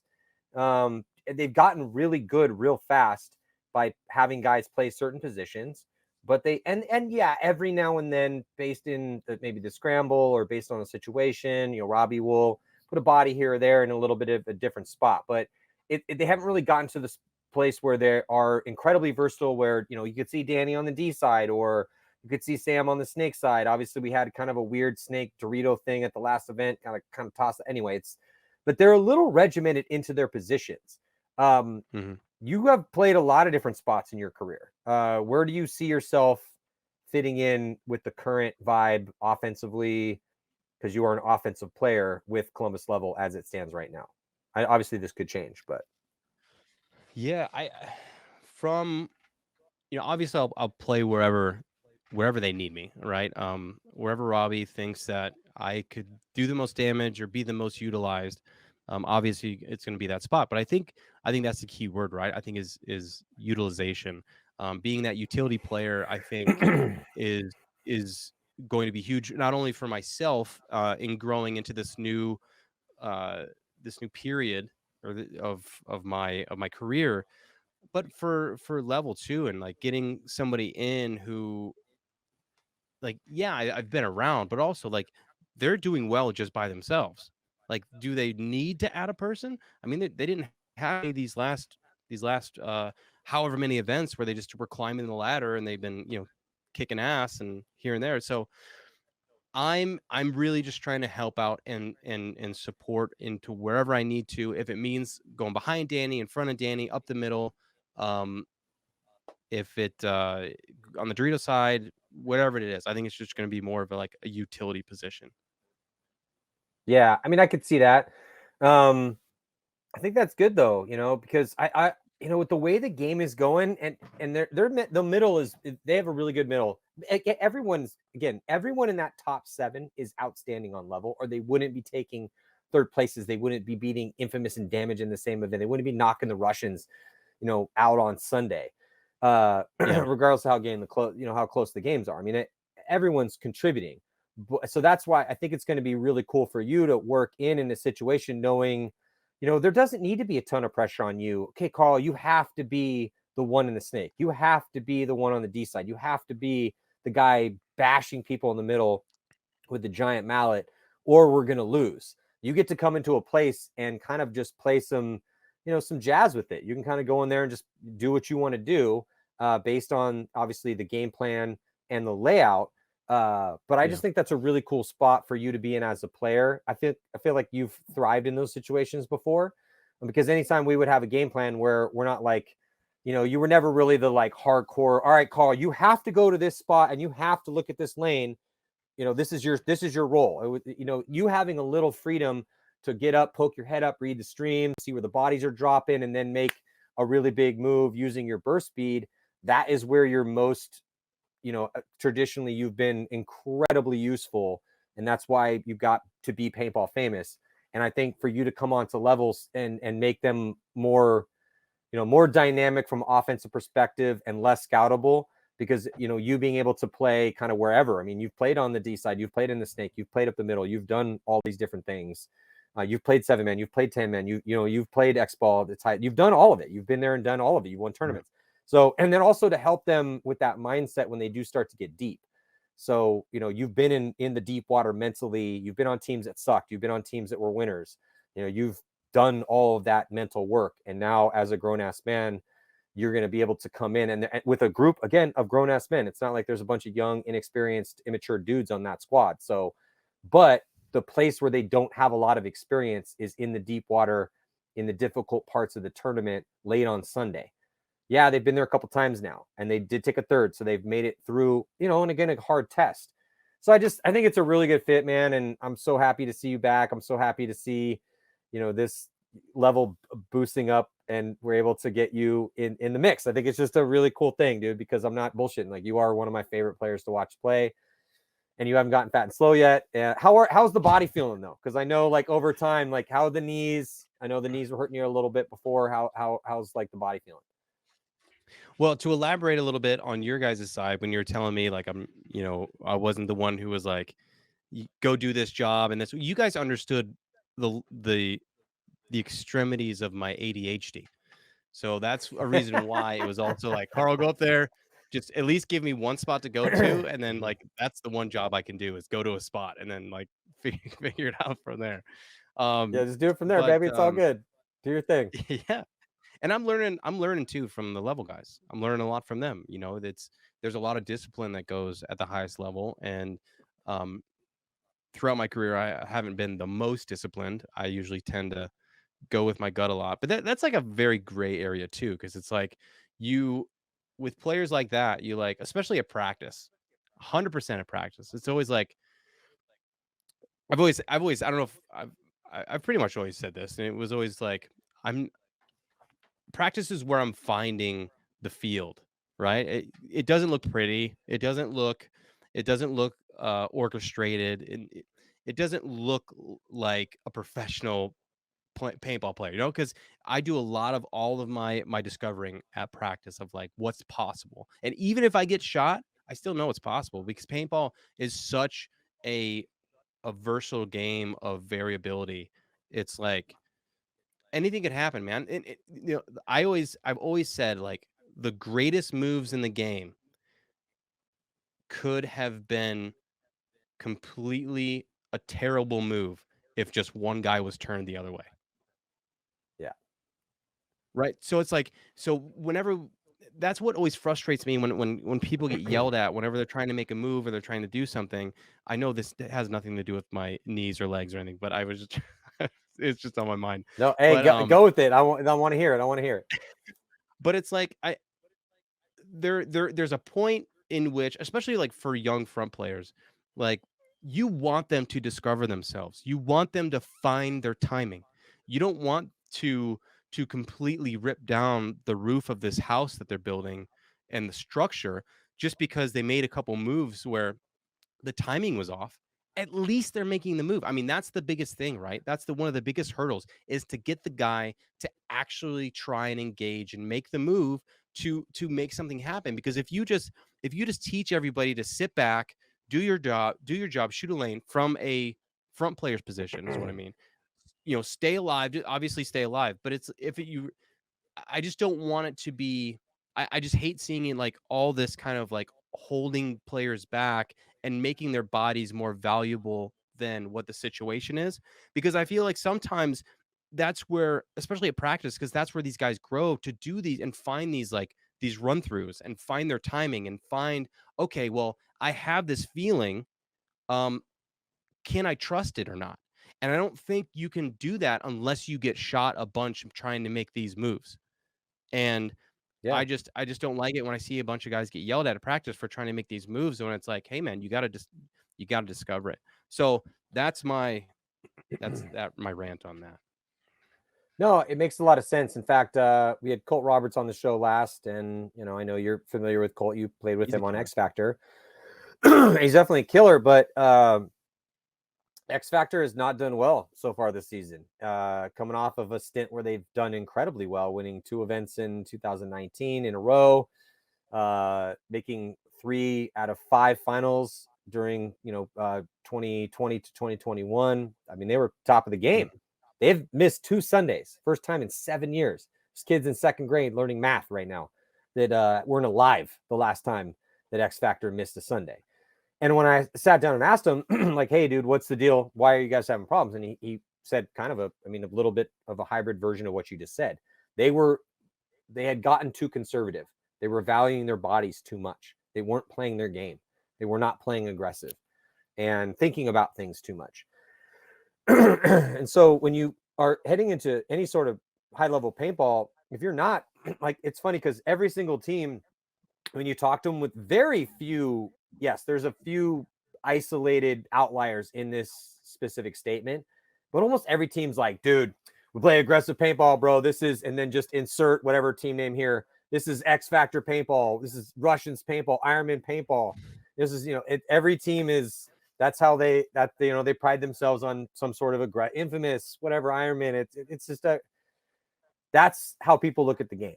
And you have to treat it that way in practice. So I definitely agree with you. I mean, you were not someone we ever wanted to put reins on. Yeah, we wanted to make sure that you understood mistakes that you made.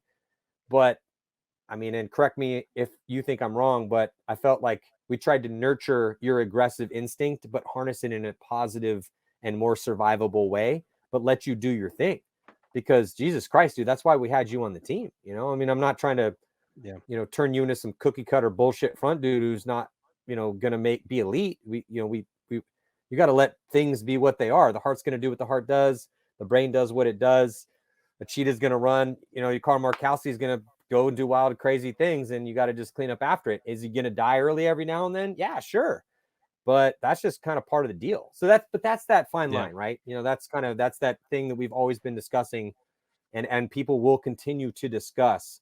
the razor's edge between elite aggression and poor survivability, because that's kind of that, that's the difference, right? What do you think? Yeah, I agree. I think it's one of those things where there's a reason why you make the moves in practice, because you try and get out all of those, you try and get all that out at practice, right? It's a whole live by the sword, die by the sword, but you have to wield the sword at the same time. So it's like you have to be able to have enough control of yourself to be in the battle. So you just and I agree. I agree with Cole. I think that they have been a little. I mean, what about you? I mean, do you think Archie had that big of a gap present? When he left, like there was that big of a gap that was left. And I will say on here, I don't think necessarily that Dynasty needed him to win. I think they could have won without Archie. It kind of surprised me, honestly, when he went over to Dynasty, because I was like, I mean, after hearing the podcast and everything, it sounded like Archie was like kind of ready to go anyway, no matter where, and he kind of just landed on Dynasty. But I don't think where Dynasty was, they needed Archie. But it seemed like X Factor was really missing something when he did leave, even adding the guys that they did. But maybe that's kind of what it was. I mean, with what Colt was talking about, maybe that's what it was. Maybe they did get a little too conservative, and they kind of found themselves watching the game more than playing the game. Not from their bunkers, not from like the sidelines or from whatever. But you know what I mean? It's just kind of like, what do you think? Yeah, I don't really, and I've said this on a lot of our shows before and all year, but I feel that I don't think that Archie. Look, Archie is one of the best players ever to play. So when you lose an Archie Montemayor, of course it's gonna hurt, right? It always hurts to lose players that win MVPs and are that big of a killer and that good in pressure situations and are that good deep into the tournament. But when you do look at the roster, to me, I really thought that this would be a moment for the rest of the guys' health, assuming they're all healthy, for them to step up and rise to the occasion. The way that Dynasty did when Tyler Harmon left. I thought that was a very recent example that kind of highlighted a point. And the point was that, look, man, having elite killers on your team is only going to help. It's one of the reasons that Dynasty just picked up Spica. They don't need Spica. They didn't need Archie.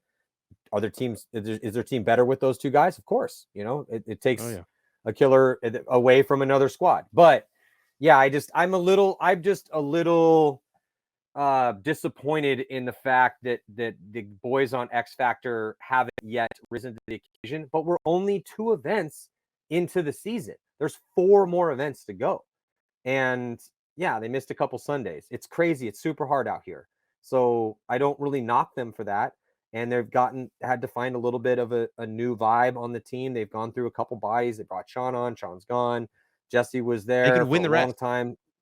Yeah, Jesse hasn't been there now. So, I mean, a lot of guys they're having to readjust. It's a finely tuned machine that's been incredibly good for 3 years and been really good historically for 10, but really tuned in the past 3. And then now they're just doing some fine tuning. And honestly, when you look at the way they lost those games, they weren't getting murdered and they were in some really tough brackets. So yeah, I just, with that specific thing, I think that it is going to be interesting. But yeah, just, but before I let you go, Carl, because you and I could literally, and maybe we probably should have you on another show. I'll come on your show, whatever. By the way, you definitely want to check out the Play the Game podcast, Carl Markowski. Sorry, the playing on podcast. Everyone's got play in their. I feel like I need to change my show to play something at this point in time. But play with Maddie. Yes, the play. Yes, the playing on podcast. The Carl. Who do you have? What guests do you have coming up? Let everyone know. What you got going on currently here. Let's hype it up because it deserves to be hyped. Yeah, I have right now I'm trying to think of who I have coming up. I think I have like a recap coming up with Quinn, Nadu. We're gonna talk, we're gonna talk about Dallas, just talk about the recent moves that are going on, talk about H2K paintball, just talk about a bunch of stuff. I mean, especially H2K, we have a lot of stuff in the mix right now. And I'm really excited for a lot of stuff that we have coming out. That's finally happening. So I'm excited. And yeah, it's just exciting, man. With the podcast, with playing with Level, with how welcoming all those guys have been, that has definitely helped. And just being able to talk to everybody and kind of be back in the mix again has really kind of put a fire under my ass. I just really hope that you can stay in this for a while, and let everyone know the H2K stuff, because yeah, dude, I mean, bro, you were a pillar of this sport for so long. I mean, you, again, right out the gate, as soon as we brought you onto Excessive, I mean, you helped, Excessive win tournaments, and then you and I and Micah and Nikki Vegas and a bunch of other hardcore dudes, we went and won a pro spot with Energy, and then we took third at Huntington Beach. I mean, it's a really cool story. Just in the beginning of your career, you were elite right out the gate, and then you went on to all these other different teams. And then, so yeah, I mean, I just feel like you could be a Shane Howland playing until you're like 48, if your regular life and your body will let you do it. And to have your own, own brands, which I know you've had, you've been rocking that Hard to Kill stuff for a long period of time. So, let people know about that too. Yeah, it's been very much on the low key, just because I haven't really known where to go with it. And it's finally just kind of been like with the Level stuff. It was kind of just the right time. Met some really cool people that have gotten involved, and we were able to kind of just actually make a lot of the things that I've been kind of stewing in my brain and that I've had on, endless sketch pads, finally come to life. And it's just it's cool because it's a piece of me that I am able to contribute to this to the game, not just play wise, but just actually like something for me to give back to the community itself. And I mean, that's what H2K Paintball is. And it's just, we like to make cool shit. We like to make new stuff that is not on the market yet, which is, I can't wait to talk about it, because I think it's such a cool little thing. And I just, I'm excited, man. I'm excited to see you. You look great. You get into haircut. You look good. No, I look old, dude. I look old. What are you talking about? I look like a dad. What are you talking about? That's all right, dude. PB Dads. That's where it's at. Yeah, no, for sure. No, I'm excited to see you too, man. I've always had a soft spot in my heart for Carl Markowski, and it's been fun to watch your career. And I'm really glad that you didn't get off into the abyss and still in fighting form, and kind of just go. And don't get me wrong, 10-mans are sweet, big games are sweet. There's a place for everyone, but Carl, you're a unique individual to play this game. And the fact that you still can do this and now can find a home local where you can play it at the highest level. Like, I just feel like this is a match made in heaven right now, and we could see some magic coming up in the next couple seasons. And I'm really happy because you have put your time in. So yeah, that you are bringing out some products, because I remember you talking to me about the stuff 15 years ago. And so it's just really cool. Where can people go to catch your podcast, the Playing On podcast, and where can people go to catch any products that you're going to be launching here before we sign off? Yeah, it's crazy. I only gave you $25 for hype money, and you're giving me like $100 worth. It's great. It hasn't hit my it hasn't hit my Venmo yet, dog. So if you can just like get in there. It's pending. It's pending. H2kpaintball.com. You can check out all of our products and our upcoming stuff that we have in there. The Playing On podcast, I have new episodes out. It's been kind of scattered lately because it's been kind of chaotic. As of recent, there's been a lot of personal stuff happening at the exact same time everything else is happening. So family comes first. So but yeah, I'm gonna get more podcasts out. Keep checking out H2K Paintball for more product. And I mostly came back for you, man. Well, dude, I can't wait to see you whenever you decide to lace it back up here, whether that be at this next event or I know it's going to happen soon. Again, 4 more events to go. So we do have quite a bit of it. I know it just seems like we've been through an entire season with all these crazy moves and all this madness that's gone on, but we're only 2 events into the season. We have a lot more paintball to play here in 2022. And if this so far it's been any indication, it's going to be absolutely crazy. But Level is one of the big stories, Carl, and you're now and you're now a part of it. So thank you so much, bro. Just loving everything you've been doing. I'm so proud of you, man. And all the things that you've been doing over the years. I just love you got into the storytelling game, and looking forward to get back on the podcast whenever you have me, and looking forward to you stepping back out on the field whenever we get blessed with that. So yeah, dude, thank you so much. Yeah, man, it's been super fun, and I think it's just going to get crazy, dude. I'm so happy you're back, and again, this is no hyperbole, bro. I'm not just typing this up. You were one of my favorite players. When you retired, I was like, no, you're not old and fat. You have not gotten slow. What are you doing? Stop. Okay, I understand you have kids and a job, but Jesus Christ, just play a couple events. It's like when Greg Sewers retired. I'm like, dude, you're not even 30 yet. What are you doing? I'm like, okay, you're making a ton of money doing training and stuff. Okay, but you'll be back. Anyway, you're back. I'm super happy. And everyone, thank you so much for tuning in. I'm not making a ton of money. Check out Level. Yeah. Hey, it's coming down the pipeline. Who knows? Maybe we'll get Diego back and start throwing $100 at you, or $100,000. Anyway, Carl, thank you so much. Everyone, thank you so much. We will see you guys next time. Peace. Later. To what would you give each moment in a day if you knew that you only get 4 unique and different days to shine? It is such an arbitrary number, 4 to be sure. But the parameters are set. You know the day of your execution or of your deliverance. This is a trial by combat.